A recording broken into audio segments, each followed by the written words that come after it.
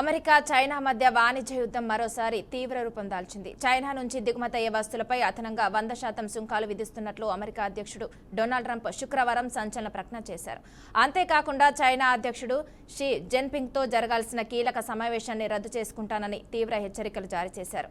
ఈ పరిణామంతో ప్రపంచ మార్కెట్లలో ఒక్కసారిగా ఆందోళన నెలకొంది.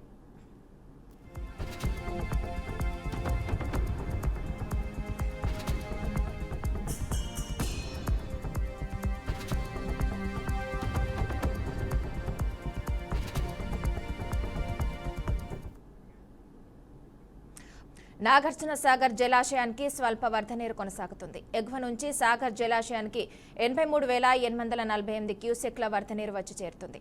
4 గేట్ల ద్వారా నీటిని దిగువ కృష్ణానదిలోకి విడుదల చేస్తున్నారు.